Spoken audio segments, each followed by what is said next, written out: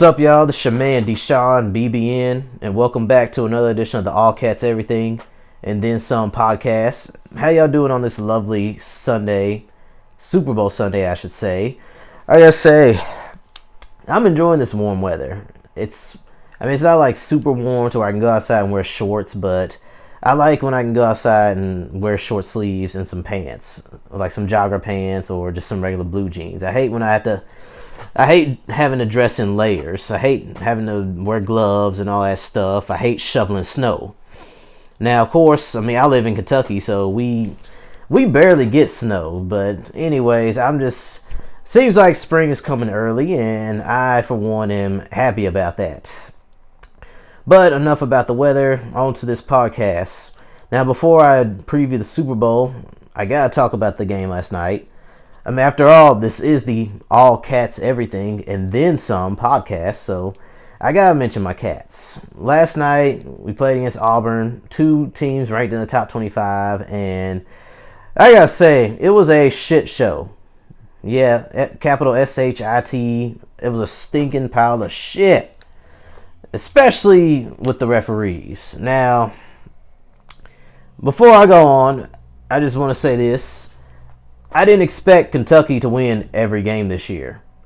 I figured we would lose some games. I'm not surprised that we lost some of these games that we lost. Excuse me. But the referees were horrible last night. Now, granted, yes, I did complain about the referees when we lost to South Carolina. But the other games that we lost, I really didn't have much to say about the referees because for the most part, they called a fair game. But last night against Auburn, that was just horrible. It's like the refs weren't even trying to hide it. It's like they were obviously telling the world, hey, we're going to do everything we can to fuck Kentucky over. And that's exactly what they did. They fucked Kentucky over. Now, granted, Kentucky made some mistakes themselves. We turned the ball over quite a bit. Ashton Hagans had more assists, or had more turnovers than he did assists. Manuel quickly fouled out. Tyrese Maxey had 4 fouls. Ashton Hagans fouled out. Nate Sestina, I believe, had 4 fouls. Hell, he might have fouled too. I don't know. It's like, who the hell on the team didn't foul out? That's how bad the damn referees were. Auburn shot 44 free throws. Kentucky shot 24 free throws. Now, when the free throw difference is that big, either the team is fouling too damn much or the referees are influencing the game. And last night, it was definitely not a case of Kentucky fouling too much. The referees were obviously favoring Auburn and not hiding it at all. Now, I'm not just saying this because I'm a Kentucky fan. Look, this is a complaint not just from Kentucky fans, but from other college basketball fans as well. It's been a complaint in the NFL. It's been a complaint in the NBA. So this isn't me wearing my blue UK goggles. The referees are just dog shit this year, all across sports. Why? Hell if I know, but it's horrible how bad the referees were last night. We didn't hustle. We got out-rebounded. Auburn out-rebounded us 42-28. They shot more free throws than us, 44 versus 24, but I can't really blame them for not hustling. When the referee calls a foul on you every time down the floor, it makes it hard for you to get into a rhythm. It makes it hard for you to actually go out there and hustle because in the back of your mind, you're thinking, dang, what can I do? Every time I try to do something, the referees call a foul. That was the most ridiculous game I've seen all year in terms of officiating. It was bad. It was really bad. If a Kentucky player tried to go for a rebound, foul, Kentucky. If we put our hands up to play defense, foul on Kentucky. Sneeze, achoo, foul on Kentucky. Oh, you're looking at an Auburn player, foul on Kentucky. Yeah, that's how bad it was last night. The game was tied with 3 minutes left, and then the bastard referees started calling every single foul against Kentucky those last 3 minutes. It's like every possession from the last 3 minutes of the game for Auburn, they was blowing the damn whistle. It was just so frustrating. I mean, I knew Kentucky was going to lose games this year, but that was the most frustrating game I've watched all year. That's probably the most frustrated I've been with the referees in all my years of watching Kentucky basketball. Well, I just hope these boys have a short memory because they got another game coming up against Mississippi State. Mississippi State, they're not going to be much easier. They're tough. They play physical. Kentucky's just going to have to out physical Mississippi State. Kentucky's going to have to be physical without drawing too many fouls. One thing we got to do differently also, if we're going to beat Mississippi State, got to give the ball to Nick Richards. Nick, we didn't feed him the ball enough against Auburn. And had we did, maybe they would have called some more fouls for Kentucky. Maybe we would have won the game despite the fuck all bad, terrible officiating from the referees. We got to continue to shoot the ball pretty good. I mean, we went 16 of 20 from the free throw line. That was a plus. Tyrese Maxey and Emmanuel Quickley, despite the loss, both of them scored over 20 points last night. I still believe in Kentucky. I still believe this is a team that can go far in the tournament, but in order for that to happen, of course, Tyrese, Emmanuel, they're going to have to continue playing great. Nick's going to have to play great. Ashton's going to have to stop turning the ball over so much. Now, I'm not putting it all on him. I'm not saying the chances of winning the championship rest on his shoulders, but Ashton's got to control the game. He can't turn the ball over more than he has assists. He's got to be smarter with the ball. He's got to make better decisions. Tyrese has got to improve his playmaking in the event that Ashton Hagans were to foul out. And well, we need more from Nate Sestina as well. He played quite a few minutes last night, but he didn't score at all, and he only had one rebound. That's not gonna cut it in March, Nate. We're gonna need more from you, bro. Oh, another point about the referees that I almost forgot to mention. Dan Dockich even talked about how bad the referees were. Now, if you're not familiar with Dan Dockich, which I'm pretty sure every Kentucky fan is familiar with Dockich, but for those of you who aren't, yeah, Dan Dockich is a notorious Kentucky hater. He covers college basketball games. It's obvious he's not a fan of Kentucky, but even after last night's game, Dan Dockich was saying Kentucky got screwed over by the referees. So, if Dan Dockich is saying this, a certified Kentucky hater, then you know something's wrong with these refs. Like, I don't know what the hell it is. I don't know if they're getting paid a lot of money to fuck over Kentucky and make bad calls all across college basketball. I don't know what it is, but the referees they suck. They need to be held accountable. Something's got to give. I still believe this Kentucky team can go far in the tournament, but we're going to have to work hard for every game because the referees ain't going to give a shit. So every game is going to be a dogfight. We're probably not going to have any more easy wins the rest of the season. But we got 10 games left. As long as we don't lose too many of them, as long as we go 8-2 over this final 10 games, I ain't going to be too upset. Anyways, enough about Kentucky. Moving on to the NFL. Today is Super Bowl Sunday, the best Sunday of the year. We got 49ers versus Chiefs. Now, I don't know about y'all, but this is the first Super Bowl since Super Bowl 50 where I can honestly say I can enjoy the Super Bowl and be happy regardless of who wins. Yeah, I'm a hater. Don't like New England. Anytime they're not in the Super Bowl, it's a good one for me. Well, for me at least. And on top of that, nobody from the AFC South is in the Super Bowl either. So I can definitely enjoy the Super Bowl. I mean, I ain't going to be mad if the 49ers win it. I'm not going to be mad if the Chiefs win it. I mean, yeah, the Chiefs did beat my Titans, but Chiefs and Titans, they're not really rivals. So even though it sucks that we lost, even though I wish the Titans were in this game, hey, I'll be happy for them if they win. I mean, it's been 50 years since the Chiefs won the Super Bowl. Anyway, another note I wanted to make about the NFL. I'm going to give a shout out to all the award winners. Shout out to Lamar Jackson for winning MVP. Shout out to Kyler Murray for winning Offensive Rookie of the Year. Nick Bosa, the Defensive Rookie of the Year. Shout out to Michael Thomas, who won Offensive Player of the Year. Ryan Tannehill, who won Comeback Player of the Year. Stephon Gilmore, who won Defensive Player of the Year. John Harbaugh for winning Coach of the Year. I don't think I forgot anybody. Let me double check to make sure. Okay, I didn't.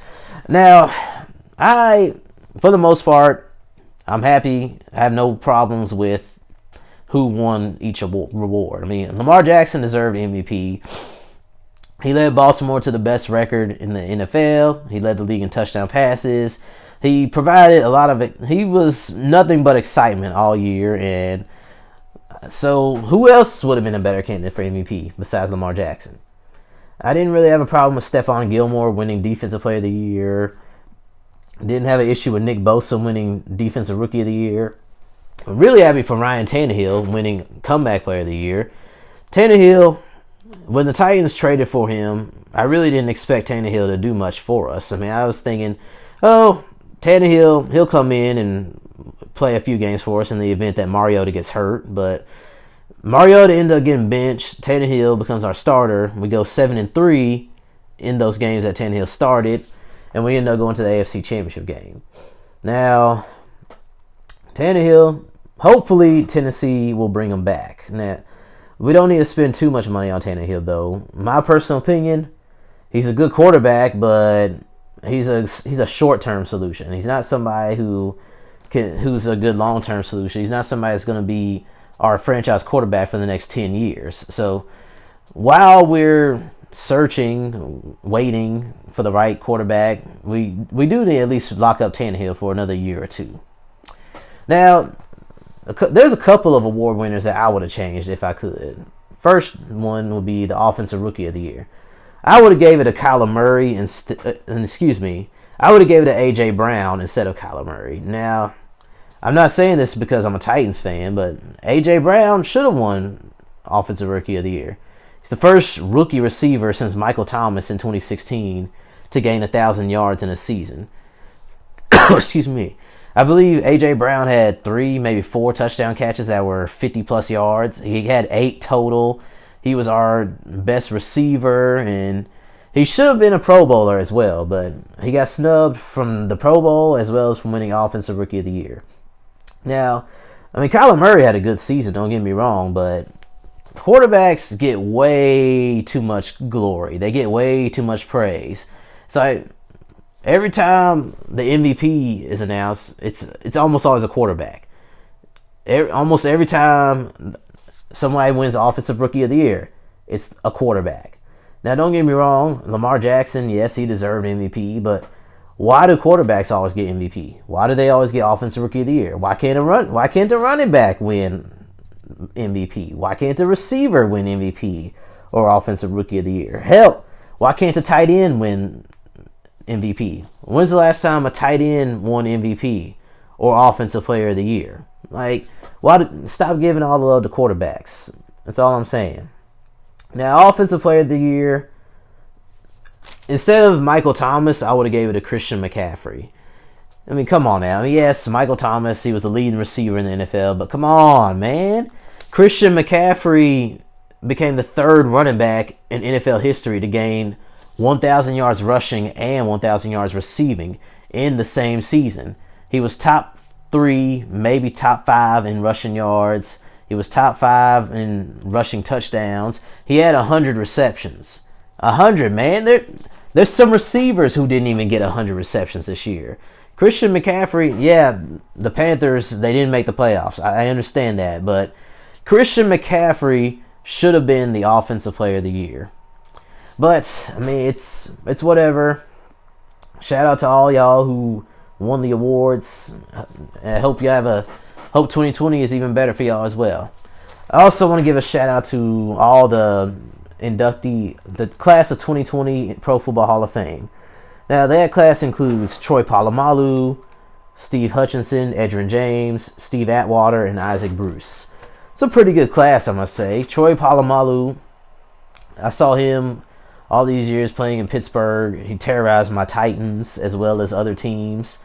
He was a Defensive Player of the Year, a 2-time Super Bowl champion. He's, my personal opinion, one of the top 5 safeties to ever play the game. Now, I wouldn't say he's the best safety ever. My personal opinion, the greatest safety to ever play football is Ed Reed. But Troy Polamalu is also in that conversation. I mean, I'd say he's top 3, at the worst, a top 5 safety of all time. Isaac Bruce got in. Congratulations to him. Now, I really got to give a shout out to Isaac Bruce because it's hard for receivers to get in the Hall of Fame. Now, I don't know how many years he's been on the ballot, but a lot of receivers had to wait to get in. Terrell Owens had to wait. Randy Moss had to wait. Chris Carter had to wait. Art Monk had to wait. Jerry Rice is the last receiver I can remember that got in on the first ballot, but of course, why not? Jerry Rice owns just about every damn record for receivers. So shout out to Isaac Bruce for getting in. You was a great player during your day. You may not have been the best receiver in the game like Jerry Rice, but you was pretty good. I mean, you and Torrey Holt, y'all was awesome out there with the Rams during the greatest show on turf era, even though y'all beat my Titans in the Super Bowl. But anyways, congratulations to Isaac Bruce. Congratulations to Steve Atwater, Steve Hutchinson, and Edgerrin James as well. Now moving on to the NBA. I gotta say, we're halfway through the NBA season, and it's been a very exciting season. It's been very entertaining. What I want to recap about this NBA season so far, I just want to tell y'all about my surprises, players that met my expectations, and disappointments. I guess I'll start with some surprises. I gotta say, the biggest surprise team in the NBA to me is, excuse me, the Oklahoma City Thunder. Did anybody expect the Thunder to be a playoff team this year? I gotta be honest here, I sure as hell didn't. They traded Westbrook to the Rockets for Chris Paul. They traded Paul George to the Clippers. In return, they got a young rising star in Shai Gilgeous-Alexander. They got Danilo Gallinari, as well as some first-round draft picks. I think they got like 4 or 5 first-round draft picks over the next 4 years or so. I don't know. They also got some first-round draft picks from Houston as well. I think about 2 or 3 of them just for Westbrook. I don't know. Now, Oklahoma City, I didn't think they would be anything this year because I thought they'd be rebuilding, honestly. I thought when the Rockets got Westbrook for Chris Paul, I'm thinking, well, that seems a little bit one-sided. Westbrook is still in his prime. He still has some years left in him, and Chris Paul is washed up. I mean, last year in Houston, he looked mediocre at best compared to what we've seen from Chris Paul in the past. So I'm surprised. I mean, Chris Paul, he got voted to the All-Star game, and he's having a good year. I think he's averaging about 17 points, 6 assists, and about 5 rebounds. Chris Paul, now I personally wouldn't have voted him for the All-Star game, but his play is a big reason why Oklahoma City is actually doing pretty good this year. I mean, I believe their record is 28-20, and if the season ended today, they would be the 7th seed in the West. Unfortunately for them, that means they would have to play, I believe, the Jazz or the Nuggets. I can't remember who's the number 2 seed, but yeah, Oklahoma City is pretty good. I gotta say they're better than what I expected. Like, Chris Paul's a big reason why, and another reason why is Shai Gilgeous-Alexander. He's the leading scorer for the team. He's averaging 19 per. I think he's also averaging about 6 rebounds and 3 assists. I gotta say, Shai Gilgeous-Alexander is a player who has greatly exceeded my expectations. When he signed with Kentucky, my initial thought was, well, a 4-star player, not bad. I mean, seems like I hope that he isn't just a throw-in. I hope he actually contributes for the Wildcats, but Shai Gilgeous-Alexander ended up being the best player on the team that year he was at Kentucky. He was our second leading scorer. He was our leading playmaker. He was our best defensive player as well. Then he goes on to the NBA, gets drafted by the Clippers. He made the all-rookie second team, and now he's having an even better sophomore season. His scoring is up, his rebounding is up. His assists are about the same, but when you're playing next to Chris Paul, Chris Paul is going to be the number 1 playmaker. So I mean, I'm not going to hold that against him. Now, one thing that I think Shea does need to work on is his three-point shooting. I mean, he's not a bad three-point shooter, but at best, I would say he's average.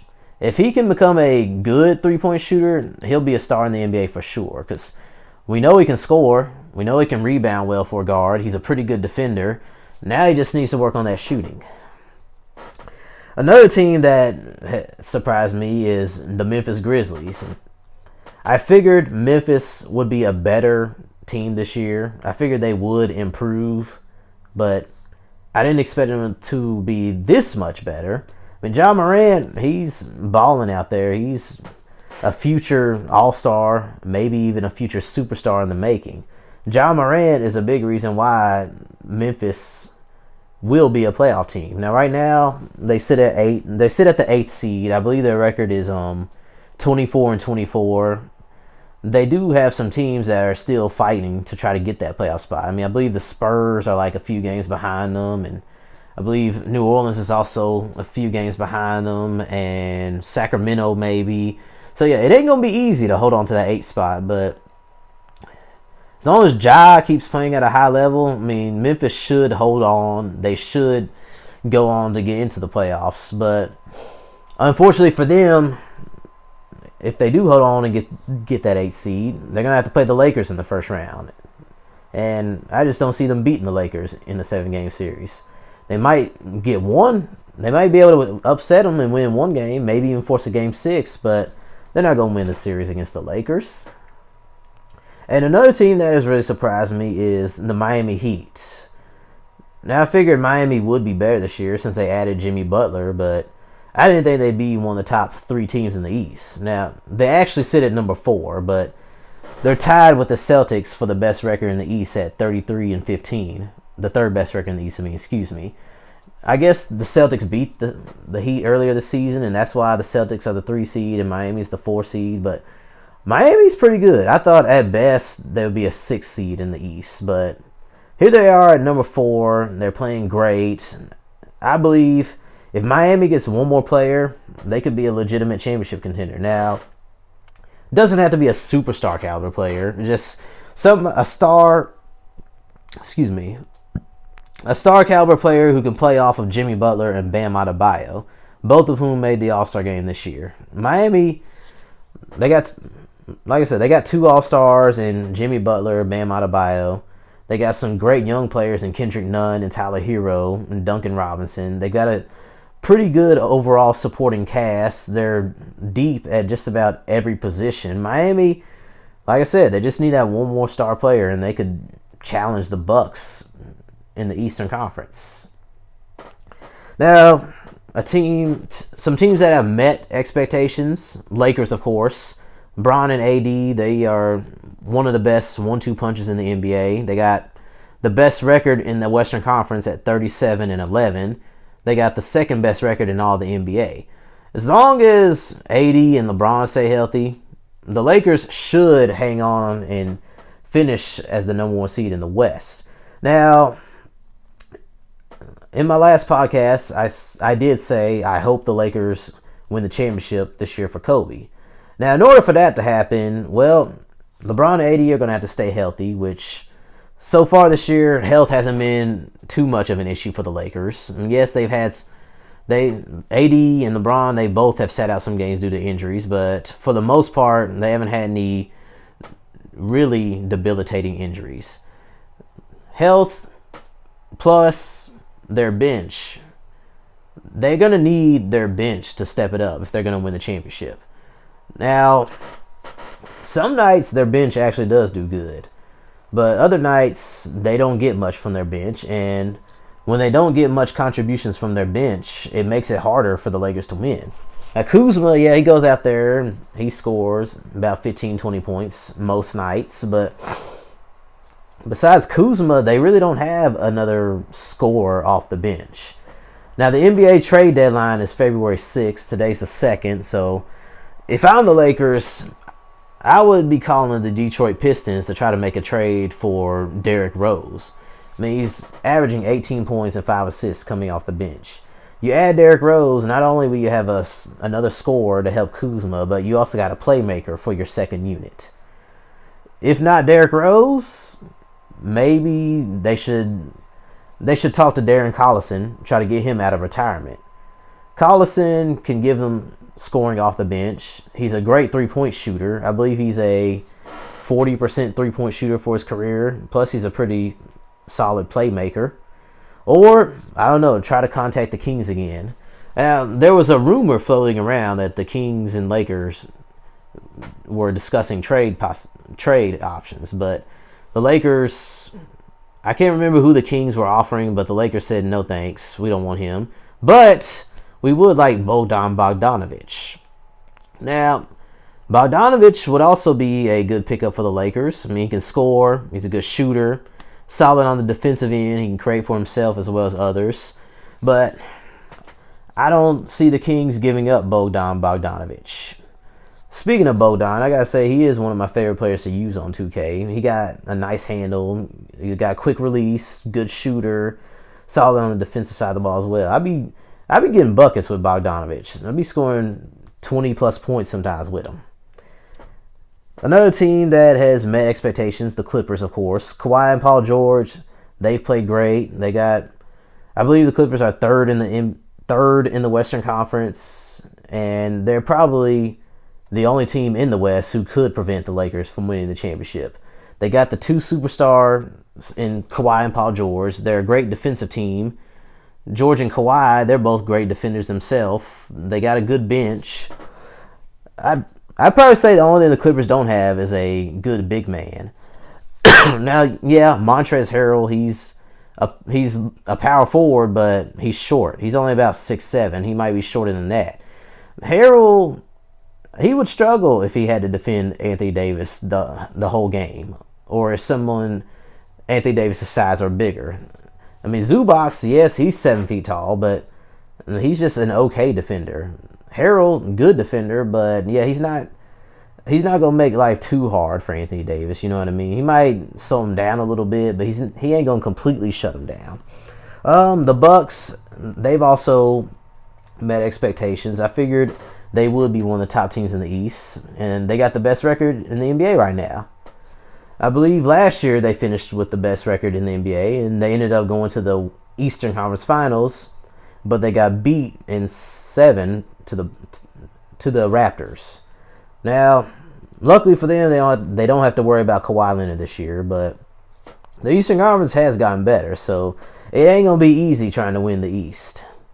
And another team that has met expectations, my Dallas Mavericks. Right now, we sit at, I believe, 29-15. We won last night against the Hawks, despite not having Luka Doncic, but I figured we'd be a playoff team this year. Now, if we're going to be a legitimate championship contender, I do believe we need one more piece.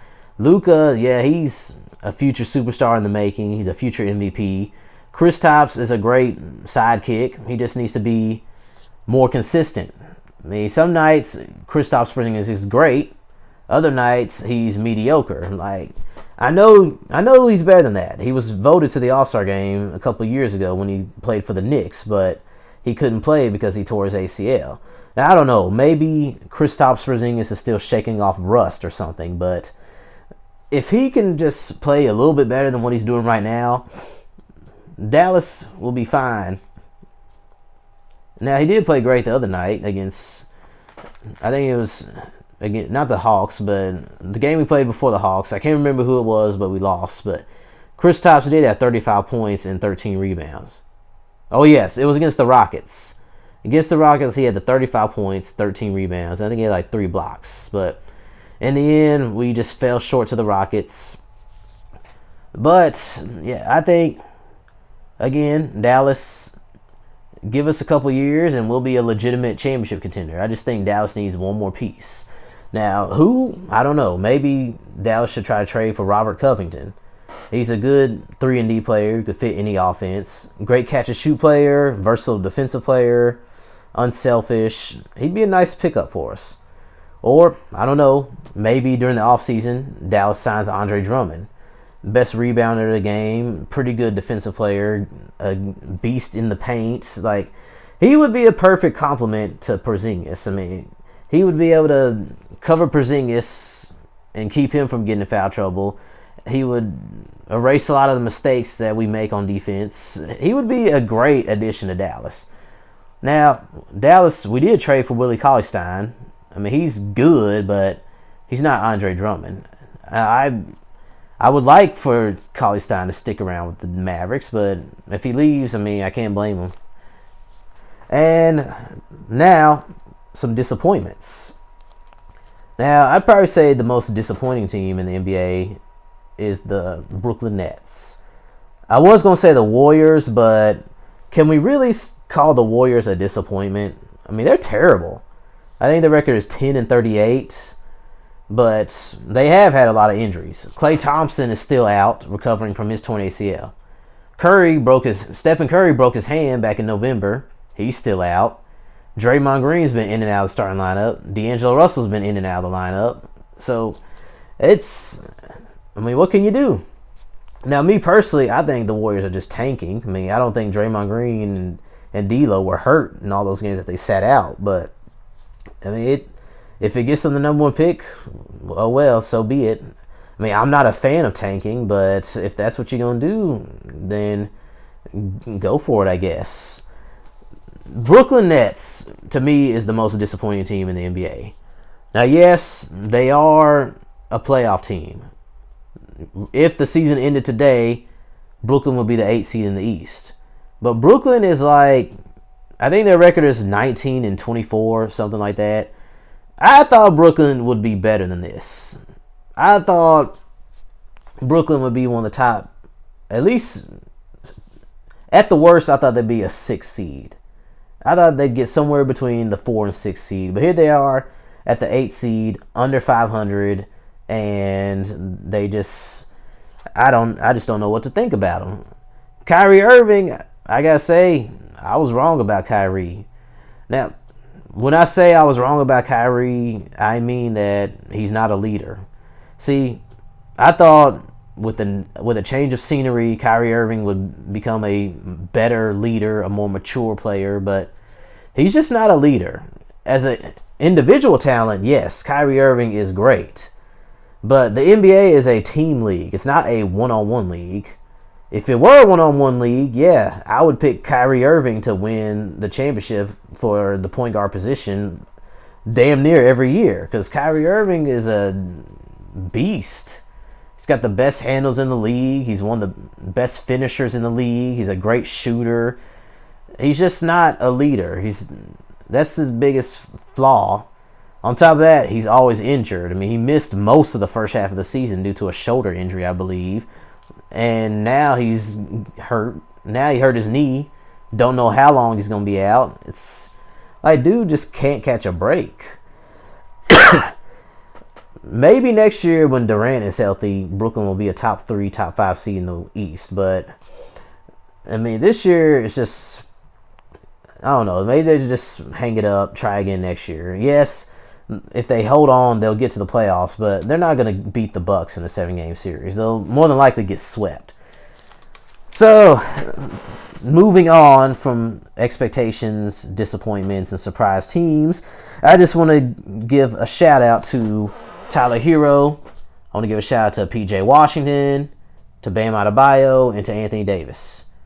Shout out to Tyler Hero and PJ Washington. Oh, and Shai Gilgeous-Alexander. Almost forgot about him. Shout out to Tyler, PJ, and Shai.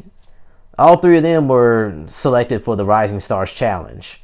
Now, I'd probably say, other than the All-Star game itself, my favorite part of the All-Star weekend is the Rising Stars Challenge, because we get to see the rookies and the second-year players play against each other. We get a glimpse of what the future holds for the NBA. And I believe all 3 of them are future stars in the making. Hero, especially Tyler Hero. Dude can shoot from anywhere on the floor.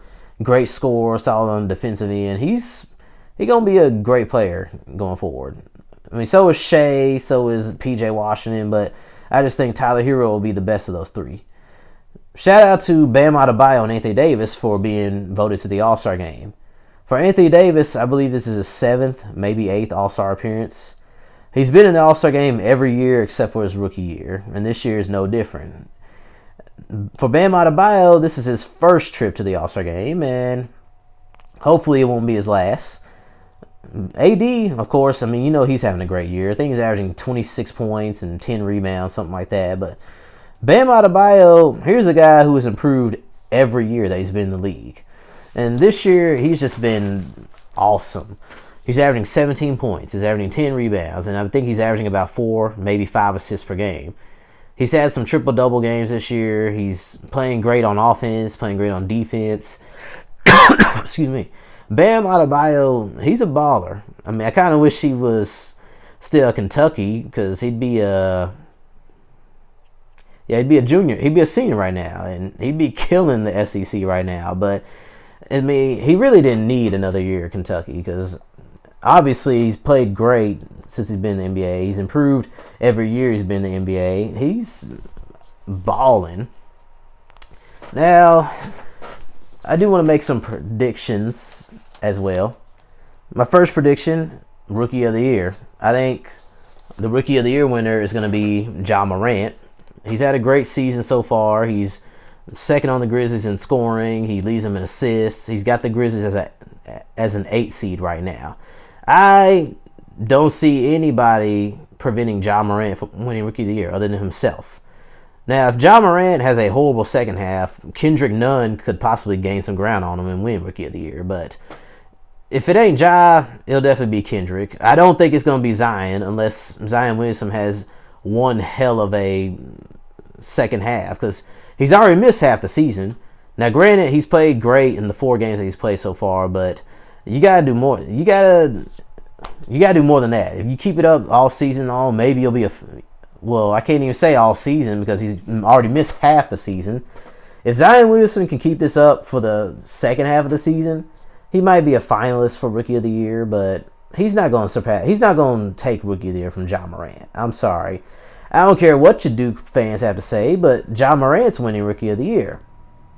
I mean, speaking of predictions and whatnot, I did want to mention that I feel like Devin Booker got snubbed from the All-Star game, as well as Bradley Beal. I don't understand why Devin Booker didn't get drafted, not drafted. I don't understand why Devin Booker didn't get picked for the All-Star game. He's averaging 27 points, 6 assists, 4 rebounds. He's shooting 50% from the field, over 35% from the three-point line. Like, why didn't Devin Booker make it? He definitely has the numbers. So what is it? I mean, you can't say it's because he plays on a bad team because that's usually the first thing people go to when a good player on a bad team doesn't get elected. They'll say, he didn't get picked for the All-Star game because he plays on a bad team. Well, so does Trae Young, but he's in the All-Star game.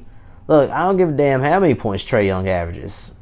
Yes, he's a rising star. He's great. He's going to be a future superstar, but Atlanta got the second worst record in the NBA. Brandon Ingram, he got voted to the All-Star game. I mean, yes, he's having a great year, but Devin Booker is having a better year. Devin Booker averages more points than Brandon Ingram. Brandon Ingram has more rebounds, though, but Devin Booker averages more assists than Brandon Ingram. Brandon Ingram has a better three-point shooting percentage, but Devin Booker's field goal percentage is better than Ingram's. Devin Booker's true shooting percentage is also better than Brandon Ingram's. And the Suns got a better record than the New Orleans Pelicans. So don't tell me Devin Booker didn't get in because of his team record.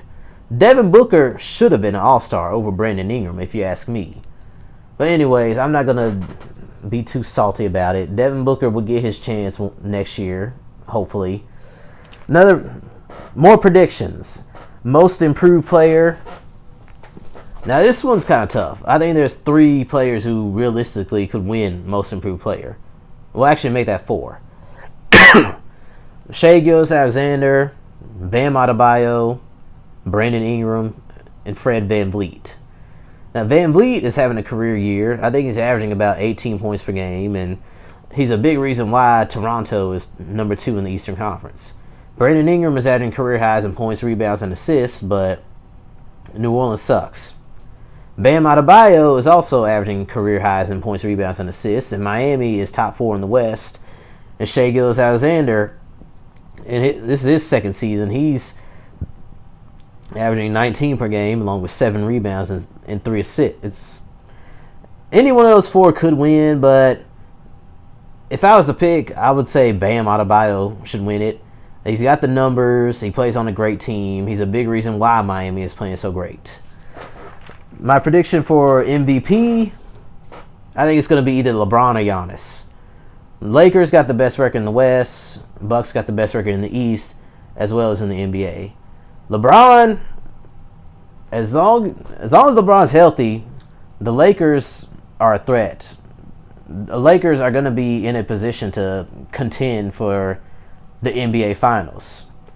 The Bucks are also going to be in a position to contend for the NBA Finals.